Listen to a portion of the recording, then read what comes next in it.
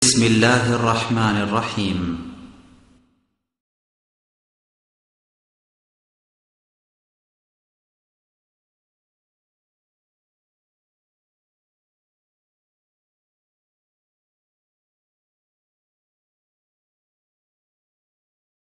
إن الحمد لله نحمده ونستعينه ونستغفره ونؤمن به ونتوكل عليه ونعوذ بالله من شرور أنفسنا ومن سيئات أعمالنا من يهده الله فلا مضل له ومن يضلل فلا هادي له وأشهد أن لا إله إلا الله وحده لا شريك له وأشهد أن محمدا عبده ورسوله أما بعد فإن خير الحديث كتاب الله وخير الهدي هدي محمد صلى الله عليه وسلم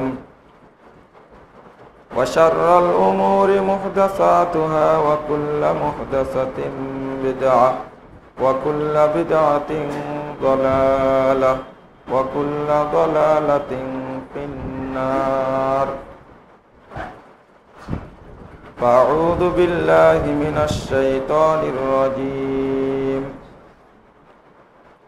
ومن يكفر بالإيمان فقد حبط عمله وهو في الآخرة من الخاسرين عن جابر رضي الله عنه قال قال رسول الله صلى الله عليه وسلم ثنتان موجبتان قال رجل يا رسول الله ما الموجبتان قال من مات يشرك بالله شيئا دخل النار ومن مات لا يشرك بالله شيئا دخل الجنة رواه مسلم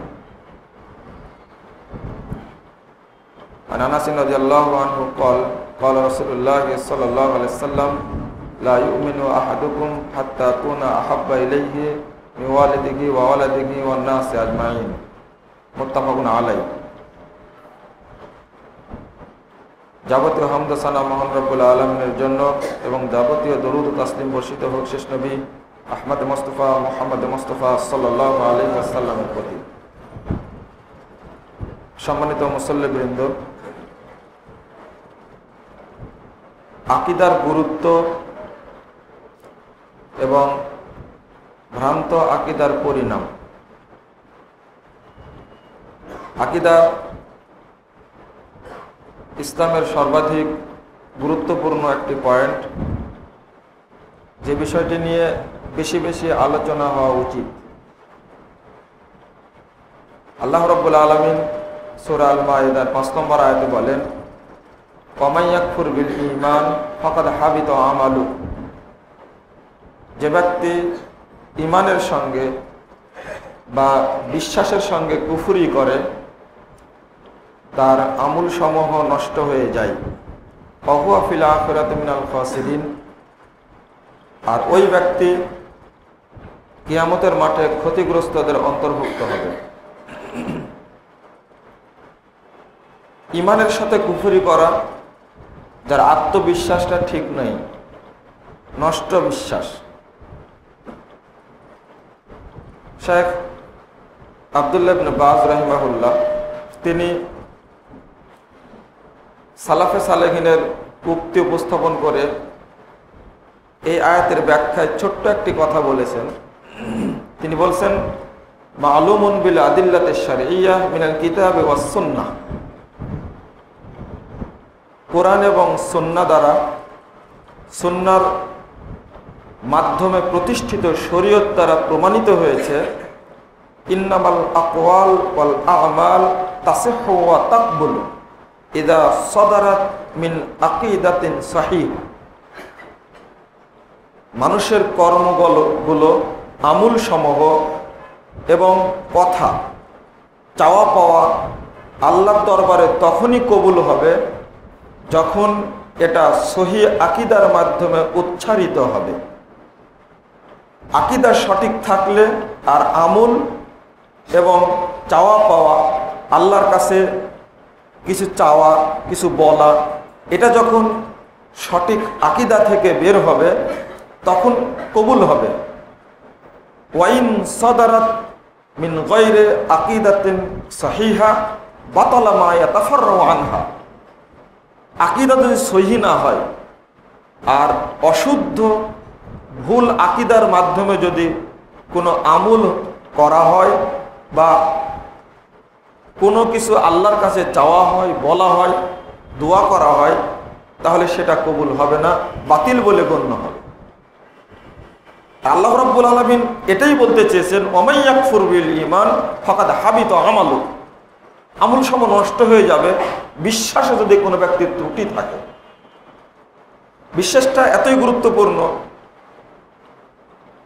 মিশকাতের সংকলক ওলিউদ্দিন খতিব আত-তিবরিজি, তার আগে মহিউদ্দিন মহিউস-সুন্নাহ, তিনি যে হাদিসটি ছাত্রদেরকে বোঝানোর জন্য নিয়ে এসেছেন, ইমাম বুখারী রাহিমাহুল্লাহ ঠিক সহিহ বুখারীর মধ্যে ওই হাদিসটি প্রথম নিয়ে আসছেন। রাসূলুল্লাহ সাল্লাল্লাহু আলাইহি সাল্লাম একটি মূলনীতি বলে গেছেন, ইন্নামাল আমাল বিন্নিয়াত। যত আমলই মানুষ করুক না কেন সবগুলোই নিয়তের উপরে নির্ভরশীল। ইবনু মাজাতে আসছে 42-62 নম্বর হাদিস, রাসূল সাল্লাল্লাহু আলাইহি সাল্লাম বলেছেন, ইহশারুন নাস ইয়াওমাল কিয়ামাহ আলা নিয়াতিহিম। পৃথিবীতে যেমন প্রত্যেকটি কাজ নিয়তের উপরে নির্ভরশীল, আল্লাহ রাসূল বলছেন যে কিয়ামতের মাঠেও প্রত্যেক ব্যক্তিকে তার নিয়তের উপরে তোলা হবে। সে কোন নিয়তে কোন কাজ করেছে এটা সে বুঝতে পারবে। যতক্ষণ পর্যন্ত নিয়াত সঠিক না হবে ততক্ষণ কোনো ব্যক্তি দুনিয়াতেও সফল হবে না, পরকালেও সফল হবে না। আমরা নিয়াতটাকে কি মনে করি, এত গুরুত্বপূর্ণ কেন? এক শ্রেণীর মানুষ পৃথিবীতে আসবে, সুন্দর সুন্দর আমল করবে। সহিহ মুসলিমের 2325 নম্বর হাদিসে কিতাবুজ যাকাতের মধ্যে আলোচনাটা এসেছে। রাসূল সাল্লাল্লাহু আলাইহি সাল্লাম বলেছেন যে অচিরেই আমার উম্মতের মধ্যে এক শ্রেণীর লোক বের হবে, ইয়াখরুজু ফি উম্মতি আকওয়াম হুদাসাউল আহলাম ওয়া সুফাউল আহলাম। এই জাতিটি বয়সে ছোট হবে, বুদ্ধিতে বোকা হবে। তাহকিরুনা সালাতাকুম মা সালাতিহিম ওয়া সিয়ামাকুম মা সিয়ামিহিম ওয়া আমালাকুম মা আমালিহিম ইয়াখরুজুনা আল ইসলাম কামা ইয়াখরুজুস সাহমু মিনার রামিয়া ওয়া ইন ওয়াজাদতুহুম লা আক্তুলান্নাহুম কতলান। আল্লাহ রাসূল বলছেন যে এই শ্রেণীর মানুষগুলি এমন সুন্দর আমল করবে, কিন্তু আমলগুলো করার কারণে তোমরা মনে করবে আমাদের আমল হয়তো বা আল্লাহ কবুল করছে না। তারা এতই সুন্দর আমল করবে, এত সুন্দরভাবে তারা সালাত আদায় করবে, দেখে মনে হবে হয়তো বা আমাদের সালাত কবুল হবে না আল্লাহর দরবারে, তাদের সালাতে কবুল হবে। ঠিক সিয়ামের ক্ষেত্রে একই অবস্থা। ইয়াকরাউনাল কুরআন লা ইউজাবিরু হানাজিরাহুম। তারা কোরআন তেলাওয়াত করবে সুন্দরভাবে, কিন্তু মনে রেখো তাদের কোরআন তেলাওয়াতটা কণ্ঠনালী ভেদ করবে না, কবুল হওয়া তো দূরের কথা। শুধু তাই নয়, তারা একসময় ইসলাম থেকে অনুরূপ বেরিয়ে যাবে যেভাবে একটা তীর শিকার ভেদ করে বেরিয়ে যায়। একটা তীর যদি হরিণকে মারা হয়, একটা খরগোশকে যদি মারা হয়, আল্লাহ রাসূল বলছেন, রাসূল সাল্লাল্লাহু আলাইহি ওয়াসাল্লাম বলছেন কথাটা এইভাবে যে শিকারটি ভেদ করে তীর বেরিয়ে যাবে, তখন শিকারী দেখবে যে তীরের ডাঁট বোঝেন আপনারা, ডাঁটের দিকে দেখবে যে শিকারের কিছু জিনিস লেগে আছে কিনা, লা ইয়ারা শাইআন, সে কিছু দেখতে পাবে না। আবার দেখবে ফলার উপরে দেখবে কিছু লেগে আছে কিনা, তাও দেখতে পাবে না। তারপরে ওর সাইডটা দেখবে যে শিকারের এই বস্তুটার, এই প্রাণীটার কোনো কিছু অংশ লেগে আছে কিনা। অবশেষে ফাইয়াস্তাইদ্দু আইয়ারা শাইআন আলা আমামিহি, অর্থাৎ ওই তীরের মাথায় কোনো জিনিস আছে কিনা এটা দেখে খুঁজে বের করার চেষ্টা করবে শিকারী। রাসূলুল্লাহ সাল্লাল্লাহু আলাইহি সাল্লাম এই শ্রেণীর মানুষ সম্পর্কে বলতে চাইলেন যে ইয়াখরুজুনা আনিল ইসলাম কামা ইয়াখরুজুস সামু মিনার রামিয়া, ইসলাম থেকে তারা অনুরূপ বেরিয়ে যাবে যেভাবে একটা তীর শিকার ভেদ করে বেরিয়ে যায়, তীরের সঙ্গে কিছুই লেগে থাকে না, ইসলামের কোনো অংশ থাকবে না। প্রশ্ন হলো, এত সুন্দর সুন্দর আমল করার পরে তারা ইসলাম থেকে বের হয়ে যাবে কেন? কারণটা কি? কারণটা হলো, এই সমস্ত মানুষ ওসমান রাদিয়াল্লাহু আনহুকে হত্যা করা বৈধ মনে করেছিল। এই সমস্ত মানুষ আগে আলী রাদিয়াল্লাহু আনহুকে হত্যা করা বৈধ মনে করেছিল। আর তাদেরই এক শ্রেণীর মানুষ কিয়ামত পর্যন্ত থাকবে, তারা খুব ভালো আমল করবে কিন্তু আকীদা থাকবে নষ্ট। আলী রাদিয়াল্লাহু আনহু সম্পর্কে তাদের ধারণা ছিল আলী হলেন আল্লাহর সমকক্ষ। এই কথা জানতে পারার পরে সঙ্গে সঙ্গে তাদেরকে শাস্তি দিয়েছিলেন, যে শাস্তি দেওয়ার হক হলো আল্লাহ রাব্বুল আলামিনের। তিনি পুড়িয়ে মেরেছিলেন। এত বড় অপবাদ আমার নামে কেন দেওয়া হলো? তাদেরই ষড়যন্ত্রে আলী রাদিয়াল্লাহু আনহু মৃত্যুবরণ করেন, শাহাদাত বরণ করেন। এতটুকু এই হাদিসটা অনুবাদ করে আমি উল্লেখ করতে চেয়েছি যে আমলের চেয়ে আকীদাটি গুরুত্বপূর্ণ। আগে নিয়াতটা যতক্ষণ পর্যন্ত শুদ্ধ না হবে, পরিশুদ্ধ না হবে, ততক্ষণ পর্যন্ত আমার কোনো আমল আল্লাহর দরবারে কবুল হবে না। নিয়াতটার বিশ্লেষণটা করি। আরবি কয়েকটি পরিভাষা আছে।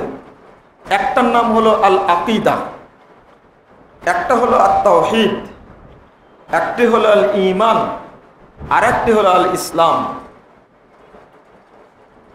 আল আকাইদ আল আমাল, তার আগে শব্দটা আত তাওহীদ, এরপরে আসুন আল ইসলাম আল ঈমান। এই কয়েকটি পরিভাষা বোঝানোর আগে আমি নিয়াত শব্দটা বোঝানোর চেষ্টা করব।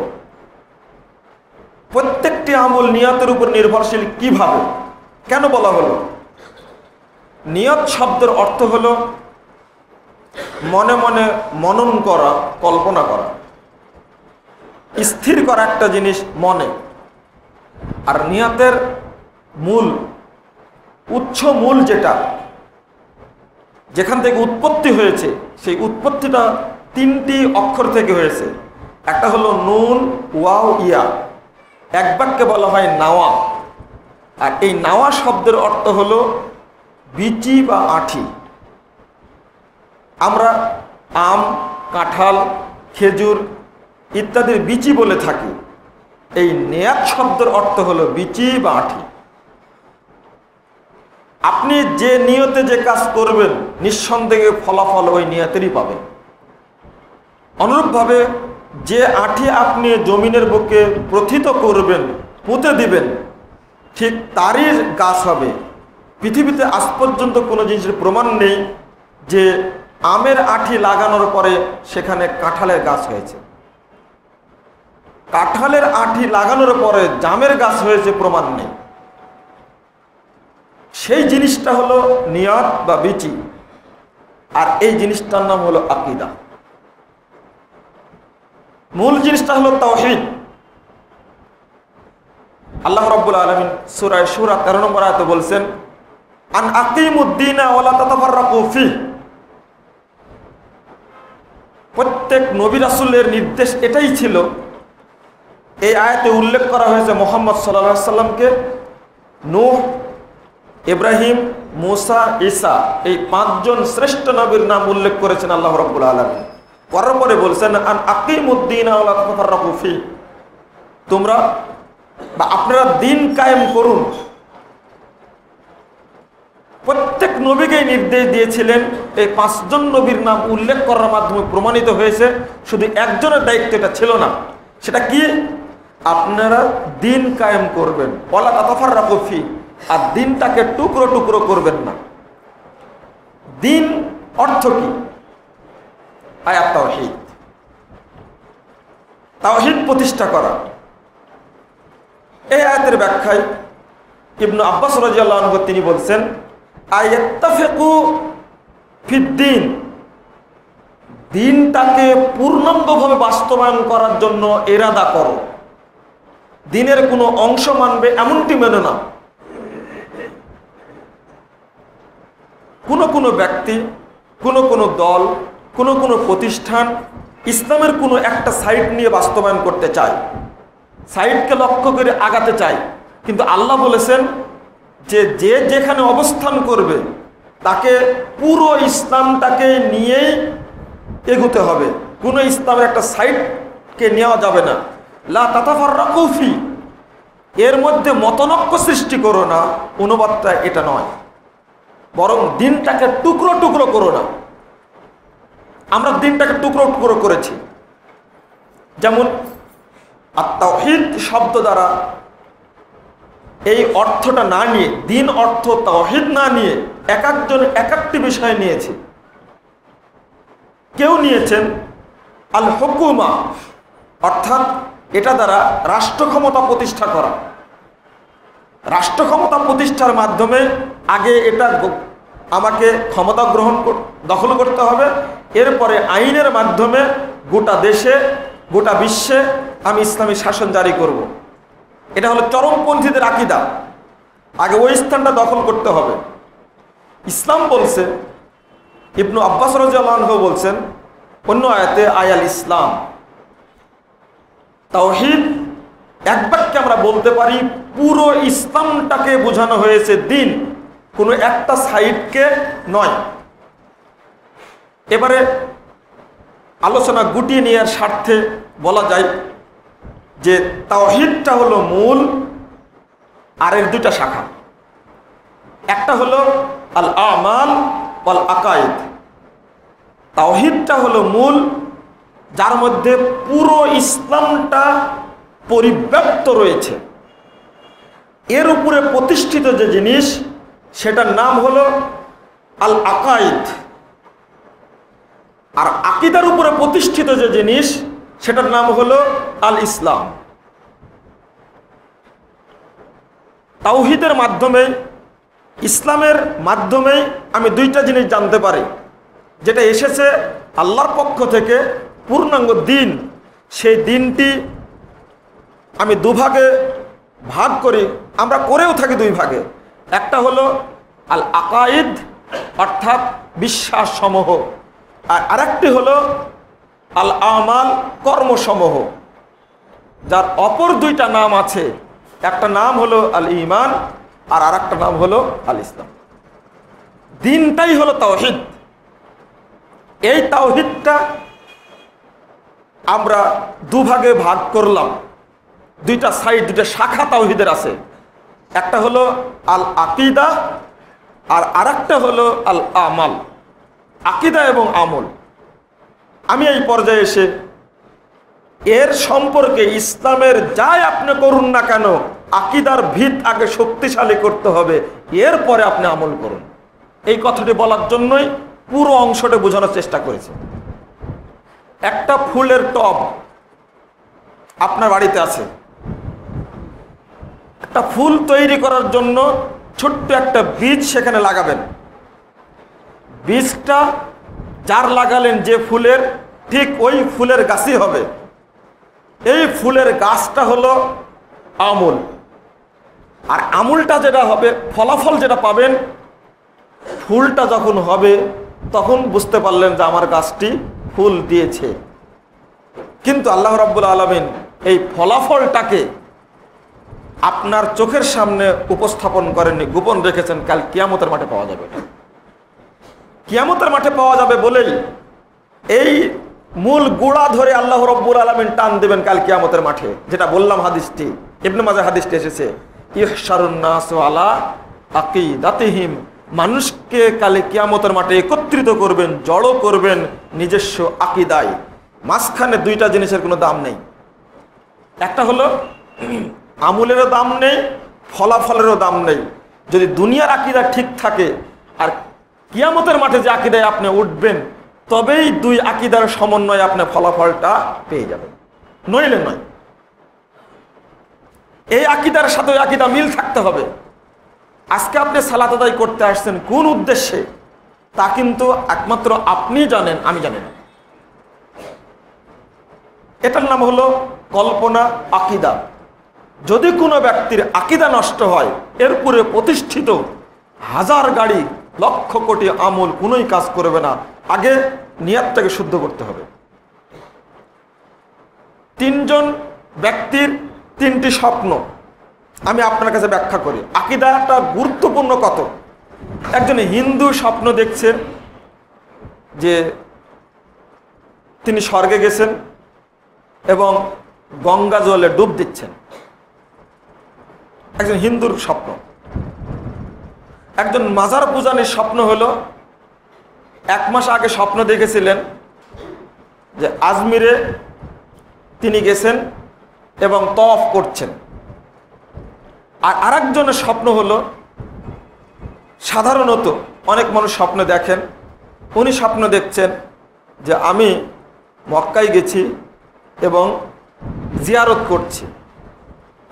অনেক হাজি ফিরে আসেন, আসার পর অনেকবার স্বপ্ন দেখেন আবারও যেন মক্কায় গেছি, বারবার সে ছাপা মারা তওয়াফ করছি, কাবা ঘর তওয়াফ করছি, এমনটা দেখেন।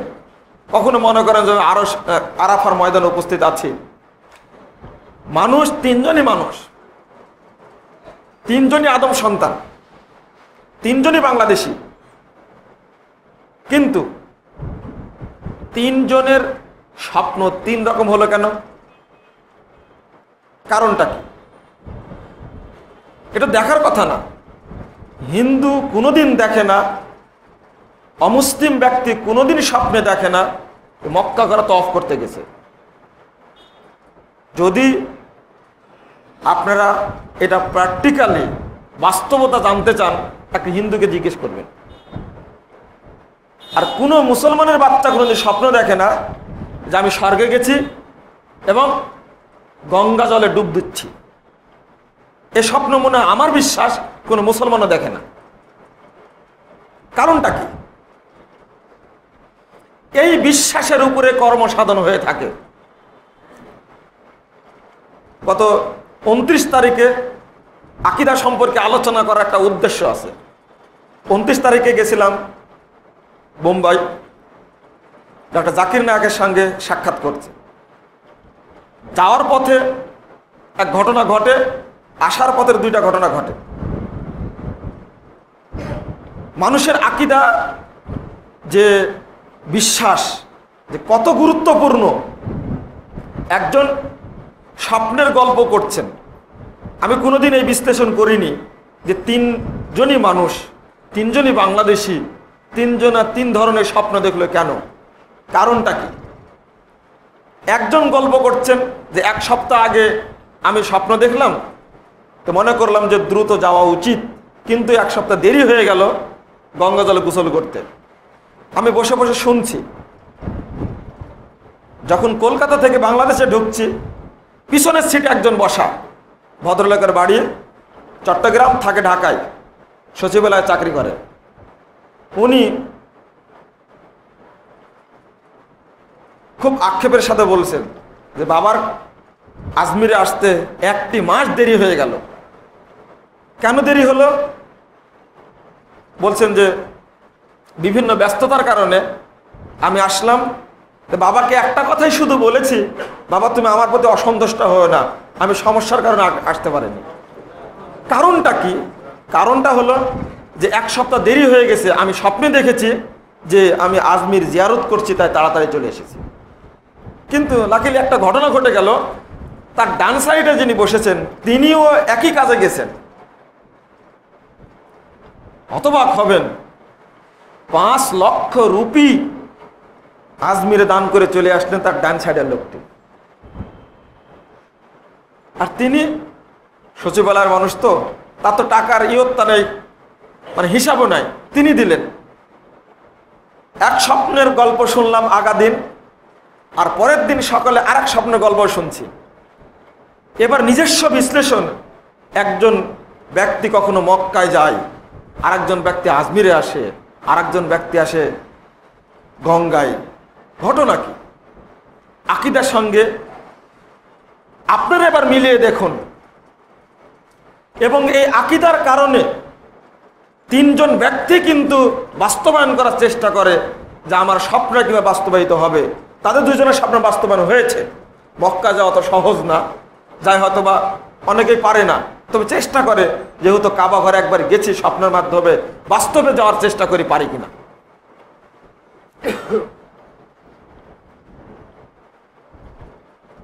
বাবার প্রতি ভক্তি দেখানোর জন্য আমি পিছন দিকে একটু আর চোখে তাকিয়েছিলাম।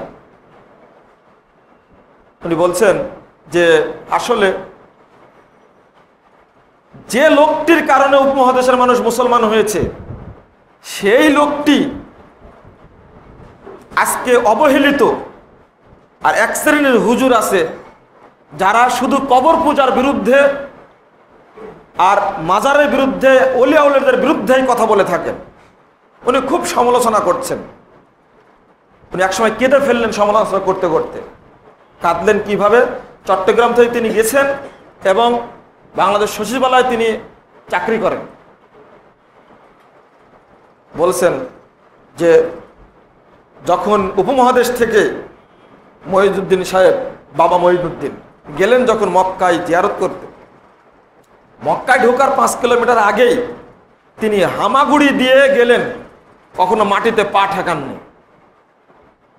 জিজ্ঞেস করলেন, রাসূল সাল্লাল্লাহু আলাইহি সাল্লাম তাকে বলছেন, আর তিনি যে আসছেন, আল্লাহ রাসূল বহুদিন আগ থেকে কবর থেকে উঠে তাকে স্বাগত জানার জন্য বসে আছেন। তারপরে যখন গেলেন যে কি ব্যাপার, তুমি এইভাবে আসছো কেন? আল্লাহ রাসূল, আপনি যে গোটা মক্কা মদিনা ঘুরেছেন, কোথায় না আপনি পা দিয়েছেন, ওই স্থানে আমার পা দেওয়াটা একটা মানের খেলাফ, এই জন্য আমি এই হামাগুড়ি দিয়ে আসছি আপনার কাছে। এই বিশ্বাস। যখন তিনি বৃদ্ধ হয়ে গেলেন, আসতে পারেন না, তখন মঈনুদ্দিন সাহেব এই ভারত উপমহাদেশ থেকে ইয়া পর্যন্ত, মক্কা পর্যন্ত মৃত্যুবরণ করার পরে এ যাবৎ মোট 500 বার হজ করেছেন, নিজ দিয়ে, কবরের তল দিয়ে। এই কথাগুলো যখন আপনিও শুনবেন, যদি আপনার ভিতরে তাওহীদ থেকে থাকে, নিঃসন্দেহে আপনি বরদাস্ত করতে পারবেন না। আমি বললাম, আপনার গল্প বন্ধ করেন, আপনারা তো শিক্ষিত মানুষ, এ সমস্ত অবাস্তব কথা বলেন কেন? তখন বুঝতে পেরেছেন হয়তো বা এই লোকটা মাজার বিরোধী, কবর। আমি পরে একটু ঠান্ডা হয়ে জিজ্ঞেস করলাম, কলকাতাতে আপনিও ছিলেন, আমিও ছিলেন, ফজরের সালাত কোথায় পড়লেন? বাবার দেশে গেছে, মিথ্যা কথা বললে তো সমস্যা। বলছেন যে ফজর সালাত পড়া হয়নি। বোঝা যাচ্ছে নাস্তা করেছেন তো? হ্যাঁ, নাস্তা করেছি, তবে নাস্তা করেছেন কিন্তু ঘুম থেকে ওঠার পরে মুখ ধরনি, আমার ধারণা, কারণ মুখে যেভাবে পেঁচড়ি লেগে আছে তাতে মুখ ধরনে। এশার সালাত কোথায় পড়েছেন? ওই যে দূরে সফরের কারণে এশার সালাতটাও ছুটে গেছে, এশাও পড়েনি, ফজরও পড়েনি। বোম্বাই থেকে কলকাতা পর্যন্ত আসছিলাম, একজন ব্যক্তির সাথে সাক্ষাৎ, নাম হলো বেরলভী। দেওবন্দিরা বেরলভীদেরকে মুশরিক বলে, আর বেরলভীরা দেওবন্দীদেরকে কাফের বলে। মুশরিক বলে গত রমজানে শুনেছিলাম, কিন্তু বেরলভী শয়তান এবং কাফের বলল। আলেম মানুষ, নূরে আলম। আমি তার আকীদার কথা বলছি, শিক্ষা অর্জনে। বাংলাদেশে যে কত মানুষ আছে, উনি আমাকে, আগের লোকটি, উনি আমাকে বললেন বাংলাদেশ থেকে 2 লক্ষ লোক আজমিরে ওরুসে আসে। আপনার বিরুদ্ধে করে কি করবেন? শুধু চিটাগং থেকে 2 লক্ষ লোক আসে, আর সেখানে কোটি কোটি টাকা ঢালে। সালাত পড়েননি কেন? 2 ওয়াক্ত বাদ গেল, এর জবাব কি দিবেন? যে বাবা মাফ করে দেবে। এরপরে শুনুন, ট্রেনে আসলাম, 26 ঘন্টা জার্নিতে এক লোকের সঙ্গে আমি 8 ওয়াক্ত সালাত আদায় করলাম, সে 1 ওয়াক্তও পড়ল না, একজন আলেম মানুষ। ট্রেন থেকে নামার আগে জিজ্ঞেস করলাম, একসঙ্গে থাকলাম, আপনি সালাত যে পড়লেন না? যে সফর অবস্থায় যদি সালাতেই পড়া লাগে এত কষ্ট করে দেবে, বাবাকে ধরেছি কেন? আশ্চর্য। আপনার জ্ঞান বুদ্ধি তো অনেক আছে, আমি কি দিয়ে যে বুঝাবো? একজন আলেম মানুষ। আমি 8 ওয়াক্ত সালাত আদায় করলাম, আগের দিন 5:15 উঠেছি, আসর সালাত পড়লাম। এরপরে অবস্থাটা এটা ঘটলো। জিজ্ঞেস করলাম যে আপনাদের এলাকায় দেওবন্দি কেমন আছেন? তো সালা সব কাফের হয়, শয়তান হয়, ইংরেজ কি দালাল হয়। আমি আশ্চর্য হয়ে গেলাম, ইংরেজের দালালও ওরা, কাফের এবং শয়তান। তা বলে তো তুম লোগো কো তো উन्होंने মুশরিক कहते हैं। আমি বলছি যখন যে তারা তো আপনাদের মুশরিক বলে, তখন ক্ষিপ্ত হয়ে গেছে। মুশরিক বলে? আমরা আল্লাহকে পাওয়ার জন্য কবরের কাছে যাই, আমরা আল্লাহকে পাওয়ার জন্য কবরের কাছে যাই। আমাকে বুঝ দিচ্ছেন তিনি যে দেখেন, আপনি যখন কোর্টে যান উকিল ধরা লাগে না, না হলে কি ম্যাজিস্ট্রেটের কাছে যেতে পারেন? এমনকি আপনি বোম্বাই থেকে এখন কলকাতায় আসছেন, ট্রেন ছাড়া আসতে পারতেন? বললাম যে তো বিরাট ব্যাপার, আকীদা তো এমন ধরা ধরছে, সালা তো পড়বেন না, এর মাঝে কথা হচ্ছে। মুশরিক বলার কারণ আমি ব্যাখ্যা করলাম। দেওবন্দিরা বলে থাকে যে আসলে মুশরিক এই জন্য বলে যে এরা কবর ছাড়া আর কিছু বুঝে না। কবর ছাড়া মানুষ মুক্তি পাবে না, কবরের কাছে গেলেই আল্লাহ সন্তুষ্ট হবে। আমি গাড়ি থেকে নামবো, আগে বাবার নামে দান করব, তারপরে বাড়িতে যাব, কারণ এই সফরে যত পাপ হবে বাবা সব মাফ করে দেবেন। আমি বোঝানোর চেষ্টা করলাম একটা জিনিস। দেখেন সহিহ বুখারীর হাদিস 1010 নম্বর হাদিস, রাসূল সাল্লাল্লাহু আলাইহি ওয়াসাল্লামের সাহাবীদের অবস্থা। আল্লাহ রাসূল মৃত্যুবরণ করার পরে উমরে ফারুক রাদিয়াল্লাহু আনহু তিনি বলছেন, ইন্না কুন্না নাতাওয়াসসাল আল্লাহুম্মা ইন্না কুন্না নাতাওয়াসসালু বিনাবিয়িকা ফাতাসকিনা। আল্লাহ, আমরা আল্লাহ পানি চাওয়ার জন্য আপনার নবীকে ওসিলা করে পানি চাইতাম, আপনি আমাদের পানি দিয়েছেন। এবার ওয়াইন্না নাতাওয়াসসালু বিআম্মি নাবিয়িকা ফাসকিনা। এখন আল্লাহর নবী মারা গেছেন, সুতরাং আপনি আমাদেরকে তার অর্থাৎ আপনার নবীর চাচার ওসিলায় পানি যাচ্ছি, আপনি আমাদের পানি দান করুন। ফাইসকাউনা, তাদেরকে পানি দেওয়া হতো আল্লাহর পক্ষ থেকে। এই হাদিসটা পেশ করলাম এইভাবে, দেখেন মদিনাতেই রাসূল শুয়ে আছেন, উমর ফারুকের মতো সাহাবীরা কবরের কাছে গেলেন না, না গিয়ে তার বেঁচে থাকা চাচার কাছে গেলেন এবং এইভাবে দোয়া করলেন। তখন বলছেন যে দেওবন্দিরা আপনাকে হাদিসটা উল্টাভাবে ব্যাখ্যা করেছে, হাদিসের অর্থ এটা না। আমি ভাবলাম যে হাদিস তো আমাকে কেউ বলেনি, আমি নিজে পড়ে নিজেই ব্যাখ্যা করছি, নিজেই অর্থ করছি। বলছে না, আপনি অর্থ বুঝতে ভুল করেছেন। বুখারীর হাদিস, কোরআনের আয়াত তারা কাটছাঁট করে উল্টা ব্যাখ্যা করছে। আকীদা স্থাপিত হয়ে আছে, বাবার কাছে না যাওয়া পর্যন্ত আল্লাহকে পাওয়া যাবে না। ওকে যদি আপনি কোরআন, হাদিস, বাইবেল, গীতা ইত্যাদি যা আছে সব দিয়ে যদি বোঝানোর চেষ্টা করেন, কোনোদিন আকীদা চেঞ্জ হবে? আকীদা তো শক্ত জিনিস, যদি বসে যায় আকীদা আর বের হবে না। কিন্তু যদি কোনো ব্যক্তির আকীদা সংশোধন করে দেয় আল্লাহ রাব্বুল আলামিন, হেদায়েত সম্পূর্ণ আল্লাহর পক্ষ থেকে না আসা পর্যন্ত ওই ব্যক্তি কখনো হেদায়েত হবে না। ওই আকীদা চেঞ্জ করে না, করবে না। এত বড় গুরুত্বপূর্ণ জিনিস আকীদাটা, দেখেন এত বুঝালাম কোরআন হাদিস দ্বারা। সেটা আমি প্রশ্ন করলাম যে এক পর্যায়ে আমাকে জিজ্ঞেস করছে যে আপনি কেন গেছিলেন মুম্বাই? বললাম যে ডাক্তার জাকির নায়েকের সাথে সাক্ষাৎ করতে গেছিলাম। তো বলছে যে এ সালা দেওবন্দি নেই হ্যাঁ বেরলবি নাই হ্যাঁ, দেওবন্দি না বেরলবি, মানে রেগে গিয়ে বলছে মানে কোন হয়। তখন ও জবাবে বলেছে এ আন্দার মে সালা আহলাদিস হয়ে গিয়া। আমি বললাম যে আহলাদিস ভিতরে ভিতরে আহলাদিস হয়ে গেছে, তাই বলছে ইন্ডিয়া মে আহলাদিস হয়। তখন বলেছি যে ইন্ডিয়াতে আহলাদিস আছে কিনা, তখন বলছে যে এবার আহলাদিসদেরকে গালি দিল খুব, যে এ শালার বেটা শালারা কোরআনও মানবে, হাদিস মানবে, এছাড়া কোনো ব্যক্তিকে মানবে না, এরা ওকে মেরে ফেলে দেবে, মানবে না। আর এটা এই আকীদাটা তৈরি করে দিয়েছে এই শাহ ইসমাইল, এই শহীদ, এদেরকে গালি দেওয়া যায় না। আর সাইদ আহমদ বেরলবি, দেখলাম যে শিক্ষিত মানুষ, আর তিতুবের নাম নিল, বেলায়েত আলী ইনায়েতের নাম নিল। পরে তার ব্যাকগ্রাউন্ড জানতে চাইলাম।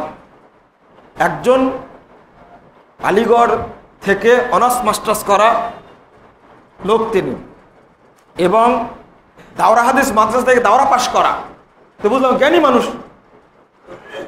আমি বললাম যে দেওবন্দি আর বেরলভি তো সব বেশি, এবং বোম্বাই তো বেশি আছে, জাকির নাককে ধরেন না কেন? উনি বলছেন যে আসলে বর্তমান বিশ্বের সবচেয়ে জ্ঞানী মানুষ, ওর কাছে ইহুদি খ্রিস্টানরা পাত্তা পাচ্ছে না, আমরা গিয়ে পাত্তা পাবো। আসল কথাটা বলেছে। আমি বললাম যে কোনো পাত্তা পাবেন না। তো বলছে যে বেরলভি আর দেওবন্দিরা ভয় খেয়ে গেছে, বাইবেল, গীতা, মহাভারত, পুরাণ ইত্যাদি ওর সবই মুখস্থ, আর কোরআন হাদিস তো মুখস্থ আছেই। কোন পেঁচা ফেলে দিবে বেরলভির আর কথা বলতে পারবে না, এই জন্য যায় না। আমি বললাম যে এটা খুব সুন্দর কথা বলল। তাহলে যে বহু হিন্দু আজকে ইসলাম গ্রহণ করছে, বৌদ্ধ, ইহুদি, খ্রিস্টান তারা ইসলাম গ্রহণ করছে, আপনি এদের ব্যাপারে কি মন্তব্য করবেন, কেন করছেন? তখন দেখেন স্বার্থ কাকে বলে। বুঝছে না, ওই বাইবেল সম্পর্কে যেটা বলছে, এই মহাভারত সম্পর্কে যেগুলো বলছে, আসলে এটা বাস্তব কথা, এইগুলো সে সব সঠিক বলে, কিন্তু ইসলাম সম্পর্কে পড়াশোনা নাই তো, যার কারণে কোরআন হাদিস পড়ে আর ভুল ব্যাখ্যা করে। যাবেন কোথায় আপনি? ওই যে আকীদা ঢুকে বসে আছে, আকীদাকে সংশোধন করবেন আপনি কিভাবে? এত যে বললাম, তাহলে কি ইন্ডিয়া সরকার তাকে কিভাবে রেখে দিয়েছে? দুঃখ লাগে এবং দুঃখ প্রকাশ করতে হয়। একজন, আপনারা বললেন মৌলবী, আমার দেশের ভাষায় বলবেন মৌলবী, এ পেট পালা লোক, যা আপনারা দেখতে পারেন না মৌলবী মানুষকে। এই মৌলবীটাকে ভারত সরকার একটা 24 ঘন্টা পিছনে সিকিউরিটি লাগিয়ে রাখছে, তাকে নিরাপত্তা দেওয়ার জন্য একটা গাড়ি থাকে, 2 জন পুলিশ থাকে তার সাথে, এবং তাকে যখন নিরাপত্তা দেওয়া হয় গোয়েন্দা থাকে, যেন কোনো ক্রমে তাকে কোনোভাবে ক্ষতি না করতে পারে। আমি এটা বললাম যে আপনারা বুঝান সরকারকে, ওকে তুলে দেওয়া হোক। বহু দেওবন্দি আর বেরলভি আজকে ডাইভার্ট হয়েছে, জাকির নায়কের মতামত গ্রহণ করছে। তখন বলছে যে এখানে স্বার্থ আছে একটা, ও কোটি কোটি টাকা মানে ডলার উপমহাদেশের ভারতে ঢোকার, ইন্ডিয়াতে ঢোকার ব্যবস্থা করে দিচ্ছে, আর ঢুকলেই উপকার হবে এই স্বার্থে ইন্ডিয়া সরকার তাকে নিরাপত্তা দিচ্ছে। ওইটা সব জিনিসের ব্যাখ্যা আছেই তার কাছে, একটা ব্যাখ্যা, কোনোদিন হার মানবে না। যাক আলহামদুলিল্লাহ, একটা জিনিস দেখলাম সাক্ষাৎকারে, আরো আশ্চর্য হবেন, আমরা তো দেওবন্দি বেরলভি বুঝি না এখানে, মোটেই না। সাক্ষাৎকারে কথা বলতে গিয়ে উনি আমাকে জিজ্ঞেস করলেন দেওবন্দি কত পার্সেন্ট আছে, বেরলভি কত পার্সেন্ট আছে। একটা সাধারণ আলেমকে, আমাদের মতো কোনো ব্যক্তি যদি জিজ্ঞেস করে দেওবন্দি আর বেরলভি কেমন আছে বাংলাদেশে, আমার বিশ্বাস উত্তর দিতে পারবেন না, কারণ বাংলাদেশে এই চিত্র নাই তো। আমি বললাম যে দেওবন্দি এত পার্সেন্ট আর বেরলভি এত পার্সেন্ট আছে। বেরলভি বললাম 20%, আর দেওবন্দি আছে তারা হয়তো 50% হবে। তখন বলছে না, হিসাবটা ঠিক হলো না। এরপরে বলছেন যে শেখ হাসিনা দেওবন্দি হয় না বেরলভি হয়। তখন আমি বললাম যে দেওবন্দি ধরা যায়, কারণ মাছ ভান্ডারের পীরের মুরিদ তিনি। তখন বলছে যে আজমিরের মাথা হয় না, কেউ দেওবন্দি হয়তো বেরলভি হয়। আজমিরে চলে কাশে, দেওবন্দি কিভাবে হয়, এ তো বেরলভি হবে। আমি এটা থেকে নিজস্ব বিশ্লেষণ যেটা, সেটা মাথায় সবসময় কাজ করছে এটাই, যে দেওবন্দি আর বেরলভি তারা যে ইসলামের ক্ষতি করছে, মাথায় সবসময় এটা লেগে আছে। তা পরে বললাম যে খালেদা জিয়া ওর শেখ হাসিনা দেওবন্দি হয় আর বেরলভি হয় তো বরাবর হয়। তখন বললেন যে এ বাত সেই হয়, যে হ্যাঁ এটা ঠিক কথা। ওরা দেওবন্দি বা কি আর বেরলভি বা কি, মাজার পূজায় কি আর গাছ পূজায় কি আর মসজিদ পূজায় কি, সব একই রকম। এর ব্যাখ্যা করে তিনি নিজে বলছেন। এবার আধা ঘন্টা সময় পেলাম কথা বলায়। আলহামদুলিল্লাহ, একটা জিনিস শেষে ইঙ্গিত দিলেন, যদি আকীদার পরিবর্তন হয় তাহলে এই দাওয়াতি কাজে সফলতা আসে, আকীদার পরিবর্তন না হওয়া পর্যন্ত দাওয়াতি কাজে সফলতা আসবে না। সব জায়গায় একই সূত্র, এই সূত্র যতক্ষণ আপনার না ধরবেন। আমি বুঝালাম এই বেরলভি ভাইকে রাসূলুল্লাহ সাল্লাল্লাহু আলাইহি ওয়াসাল্লাম বলছেন, কবর পূজার বিরুদ্ধে শক্তভাবে বলছেন যে লা তাজালু কবরি ঈদান, আমার কবরকে তোমরা অনুষ্ঠানে পরিণত করো না। তখন বলছেন যে এটা রাসূলের যুগের কথা, এই যুগে কবরকে অনুষ্ঠানে পরিণত করা যাবে? কোনো একটি কথা না, তার জবাব নাই। আমি বললাম যে এখন যে মূর্তি বানানো হয়েছে কবরটাকে, রাসূলুল্লাহ সাল্লাল্লাহু আলাইহি সাল্লাম বলেছেন লা তাজালু কবরি ওয়াসানান, আমার কবরকে মূর্তিতে পরিণত করো না। সুন্দর করে সামিয়ানা টানিয়ে যেভাবে করা হয়েছে, বলছি এখানে না গেলে আল্লাহকে পাবে কিভাবে?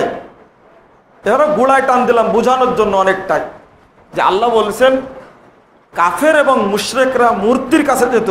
সূরা জুমারের ৩ নম্বর আয়াত, লিউকাররিবুনা ইলাল্লাহি যুলফা। তারা বলতো যে আমরা মূর্তিকে পূজা দিই এই জন্যই যে আমাদের ইবাদতগুলো মূর্তিরা আল্লাহর কাছে পৌঁছে দিবে। তাহলে আপনার আকীদার কাফেরদের আকীদার পার্থক্য কোথায়? এটা বোঝান। দেখেন আকীদার নাম কি, এরপরেও স্বীকার করলো যে না, আবু জাহেল তো মূর্তির কাছে পূজা করত, আমরা তো মূর্তির কাছে সরাসরি পূজা করি না, কবরে রাখা আছে তার কাছে গিয়ে বলি। কবরে তো বাবা শুয়ে আছে, জিন্দা আছে, আর একটা মূর্তি সে মৃত্যু, ও তো কিছুই নাই, ওর কাছে আবু জাহেল গেছিল, এটাই ভুল ছিল। কিন্তু আমার বাবা তো কবরে জীবিত আছে, আমি বাবার কাছে গিয়ে বলছি, বাবা তো শুনতে পাচ্ছে সবকিছু। যুক্তিতে কত পাকা। এবার শেষ মেডিসিন যেটা দিলাম সেটা হলো রাসূল সাল্লাল্লাহু আলাইহি সাল্লাম বলছেন আলীকে লক্ষ্য করে, লা তাদা তিমসান ইল্লা তামাসতাহু ওয়ালা কবরান মুশরিফান ইল্লা সাওয়াইতাহু।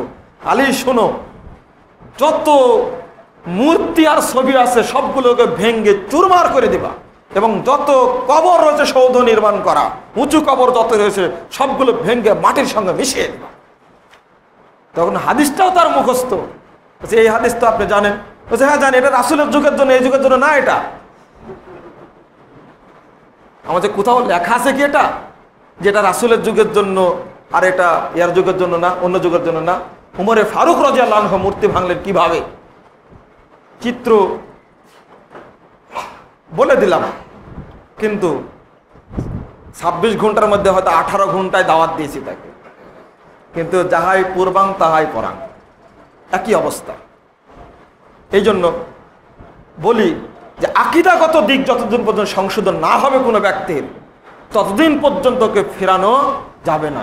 আপনার আকীদা সংশোধন হয়েছে যে হাইকোর্টের মাজারে গিয়ে রায় হওয়ার পরে মাজারে গিয়ে একটা টাকা দেওয়া শিরক এবং সব জীবনে নষ্ট হয়ে যাবে, এই আকীদা আপনার ভিতরে তৈরি হয়েছে।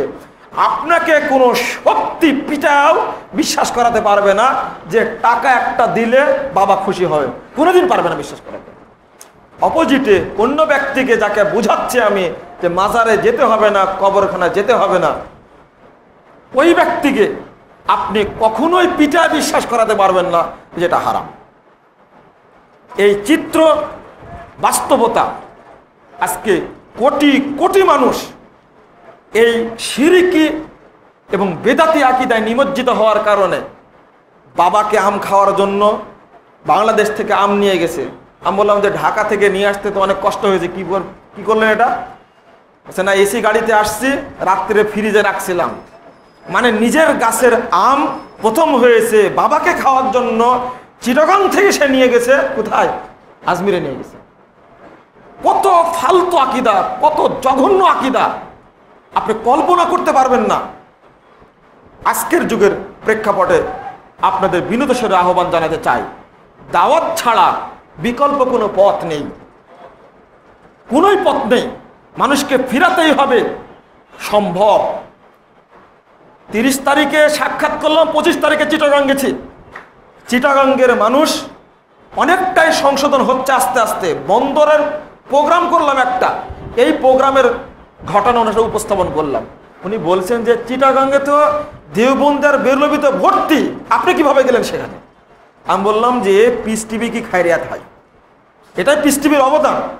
সেখানে কয়েক হাজার মানুষ এসেছিল শুধু দেখার জন্য পিস টিভিতে আলোচনা করা লোকটা কি বলে। কালকে 29 মিনিট কথা হলো সেখানকার যে ভাই আয়োজন করেছিলেন, যে প্রোগ্রামের মাধ্যমে আল্লাহর রহমতে যে কত মানুষ যে আকীদাগত সংশোধন হয়েছে, তাদের চাপ এখন সেখানে একটা মসজিদ তৈরি করতে হবে, যেন একটা সহিহ আকীদা সম্পন্ন মসজিদ তৈরি হয়। 150 মানুষ প্রকাশ্যে আহলে হাদিস হয়ে গেছে। আমি কিভাবে বলবো, আমি এই কথাটা বলতে পারিনি। তবে কালকেই ফোন দেয়া ওনার পিএ শেখ নূর ইসলামকে বলেছে, উনি আগ্রহ করে জিজ্ঞেস করতে চাইলেন যে চিটাগাঙ্গে যে এই মানুষ কোথায় পাওয়া গেল, এই সংবাদটা জাকির ভাইকে বলে দিন আপনি, যে ফায়দা এটাই। উনি শেষে কালেব স্যার সম্পর্কে একটা পত্র দিয়েছিলেন বাংলাদেশে আসার দাওয়াত দেওয়ার জন্য। স্যার পত্রটা পড়ে একটু মুস্কি হেসে বললেন যে পলিটিক্যাল যে প্রবলেমটা আছে, আমি তো রেডি যাওয়ার জন্য, কিন্তু রাজনৈতিক যে সমস্যাটা আছে দুই দলের, এটা একটু শান্ত হলেই ইনশাল্লাহ বাংলাদেশে যাব। আমি একটু ঘুরে প্রশ্নটা করেছিলাম তাকে, বলছিলাম এটা যে আপনার পিঠের যেখানে হিলাম দিয়ে আছেন তার পিছনে হলো বাংলাদেশ, এখানে আপনি না গিয়ে গোটা বিশ্বে ভ্রমণ করেছেন, জাননি কেন? তখন উনি বলেছেন যে এ প্রবলেমটা হলো উলামা মাশায়েখ। মানে যখন 2010 সালে আসছিলেন তখন বাংলাদেশের উলামা মাশায়েখ আবেদন করেছিল যে জাকির নায়েক যেন দেশে না আসতে পারে, এবং ইসলামী দলগুলো সবচেয়ে বেশি বিরোধিতা করেছিল। উনি স্বীকার করলেন আমার কাছে এবং সান্ত্বনা দিলেন। উনি যে 3.5 বছর জেলখানায় ছিলেন, জ্ঞানী মানুষ, সবই খবর রাখেন, আমার চেয়ে বেশি খবর রাখেন। উনি বলেন আমার সালাম দিয়ে দেন, আমার পক্ষ থেকে দোয়া থাকলো আল্লাহ যেন তার এই দাওয়াতি কাজকে আরো প্রসারতা দান করেন, আল্লাহ যেন তার স্বাস্থ্য ভালো রাখেন। আমি তার দোয়া দেখে একসময় চোখে পানি চলে আসলো, আমিও তার জন্য দোয়া করলাম। বললাম যে বাংলাদেশের প্রত্যেকটি তাওহীদপন্থী মানুষই আপনার জন্য দোয়া করে থাকে, আপনাদের সবাইকে সালাম দিয়েছেন, যেখানে যাবেন একটু আমার সালামটা বলে দিবেন। মানে আত্মিক একটা সম্পর্ক, অত্যন্ত ভালো লেগেছে। 3 থেকে 4 মিনিট সময় দিয়েছিলেন, কিন্তু কথায় কথায় শেষে 10 মিনিট সময়ের পরে বলছেন যে চা নিয়ে আসো, নাস্তা নিয়ে আসো। যখন বললেন তাকে ওই পিয়নকে, তখন মনে করলাম যে হয়তো আল্লাহর রহমতে কথা আরো একটু বাড়বে। সে দেখা গেলো প্রায় 30 মিনিট তার সাথে কথা হলো, কিন্তু ওই লোকটিকে আমরা বাংলাদেশে নিয়ে আসার জন্য চেষ্টা করছি, এই চেষ্টাটা ব্যর্থ করে দিচ্ছে। তিনি মুখে আছেন, তবে তার দাওয়াতের সাথে পারা যাবে না। দাওয়াতটা কি, তার চিন্তা চেতনা আলাদা। একটা পত্রিকা বের হয়নি, একটা বই বের হয়নি, একটা লিফলেট বের হয়নি। আমি জিজ্ঞেস করলাম কেন লিফলেট বের করেননি, পত্রিকা বের করেননি? বেশ কিছু আলোচনার মধ্যে একটা আলোচনা, আপনি লিফলেট কেন বের করলেন না, দাওয়াত তো দিয়ে যাচ্ছেন। উনি বুঝা দিলেন একটা জিনিস, দেখেন একটা পত্রিকা লিখতে হবে, আগে ওটা প্রুফ দেখতে হবে, কম্পিউটারে কম্পোজ করতে হবে, সেটা বের করে প্রেসে পাঠাতে হবে, প্রেস থেকে নিয়ে আসতে হবে, সেখানে আবার পৌঁছে দিত বিভিন্ন জায়গায়। আর আমি একটা কথা জানি, মিডিয়ার সামনে বললাম, আপনার পত্রিকা হাতে আসতে, বই হাতে আসতে 15 থেকে 20 দিন সময় লাগবে, আর 20 দিনে আমার এই কথার উপর মানুষ আমল করে ফেলে। চিন্তা কত দূরে এগিয়ে, ভাবতেও পারেনি। বাংলাদেশে সম্ভব, আপনারা মিডিয়ার সামনে দাওয়াতটাকে উপস্থাপন করুন, আল্লাহ অবশ্যই তৌফিক দান করবে আপনাদেরকে। আমি আপনাদের উদ্দেশ্যে বিনীত স্বরে বলতে চাই, বাংলাদেশ একটা বড় ক্ষেত্র, ইসলামপন্থী মানুষ এখানে আছে।